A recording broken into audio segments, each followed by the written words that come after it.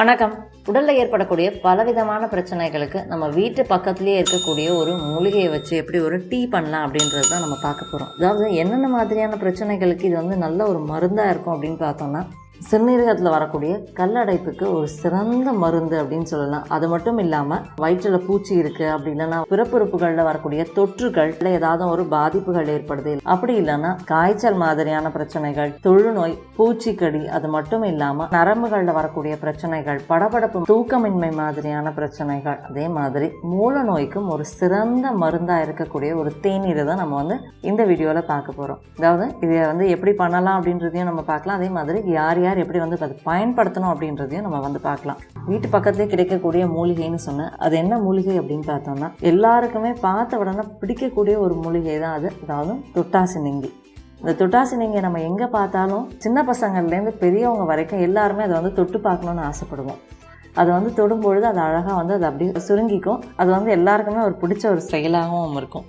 இந்த தொட்டாசினிங்கியை பயன்படுத்தி தான் நம்ம ஒரு தேநீர் எப்படி பண்ணலாம் அப்படின்னு பார்க்க போகிறோம். தொட்டாசினிங்கி பார்த்தோம்னா சாதாரணமாக சாலையோரங்களில், சாதாரணமாக புதர் செடிகள் இருக்கக்கூடிய இடங்களில், எல்லா இடங்கள்லையுமே நம்ம பார்க்க முடியும். இதோட பூர்வீகம்னு பார்த்தோம்னா அமெரிக்கா தான். ஆனால் இந்தியாவில் பல இடங்களில் இது விளையக்கூடியதாகவும் இன்றைக்கி இருக்குது. இந்த தொட்டாசினிங்கியினுடைய வேர், இலை, தண்டுன்னு எல்லாமே மருத்துவ குணங்கள் அடங்கியது. இந்த தொட்டாசினிங்கியை பயன்படுத்தி எப்படி ஒரு தேநீர் போடலாம் அப்படின்றத நம்ம முதல்ல பார்க்கலாம். அதாவது ஒரு கையளவு நான் தொட்டாசினிங்கி இலைகளை நம்ம முதல்ல பறித்து எடுத்துக்கலாம். நம்ம தொடும்பொழுதே இது சுருங்கிடும் நான் சொன்னேன். அதனால் இதை பறித்து எடுத்துக்கிட்டோன்னா இது பார்த்தோம்னாலே தெரியும், இது அழகாக சுருங்கி இருக்கும்.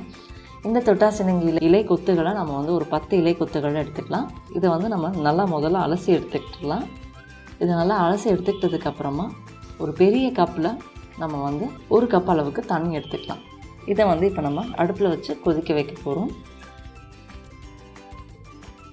இந்த தொட்டாசினிங்கி பார்த்தோன்னா நிறைய மருத்துவ குணங்கள் இருக்கக்கூடியது. உலகத்தில் பல நாடுகளில் இதை மருந்தாக பயன்படுத்துகிற ஒரு பழக்கமும் இருக்குது. இந்த தொட்டாசினிங்கி பார்த்தோன்னா சிறுநீரகத்தில் வரக்கூடிய எல்லா விதமான தொற்றுகளுக்குமே நல்ல ஒரு மருந்தாகவும் இது இருக்குது. அதே மாதிரி மூலம் சார்ந்த பிரச்சனைகள், அதாவது வெளி மூலம், உள் மூலம், பௌத்திரம்னு எந்த விதமான மூலம் சார்ந்த பிரச்சனைகள் இல்லைன்னா ரத்த மூலம் மாதிரியான பாதிப்புகளுக்கும் இந்த தொட்டாசினிங்கியினுடைய இந்த தேநீர் நல்ல ஒரு மருந்தாகவும் இருக்கும்.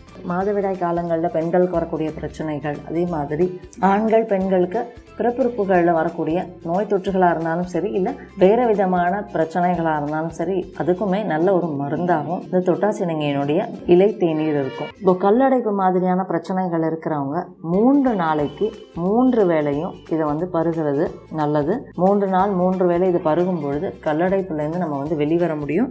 சிறுநீர் கற்கள் வெளியேறதையும் நம்ம பார்க்க முடியும். அதே மாதிரி சிறுநீரகத்தில் வரக்கூடிய மற்ற நோய்கள், மற்ற பிரச்சனைகள்லேருந்தும் நம்ம விடுபடுறதுக்கு இது உதவி செய்யும். இது இப்போ நல்லா கொதி வந்ததுக்கப்புறமா இதனுடைய நிறம் மாறினோன்னு ஒரு 2லேருந்து 5 நிமிஷத்தில் அடுப்பு அணைச்சி நம்ம எடுத்து வச்சுக்கலாம்.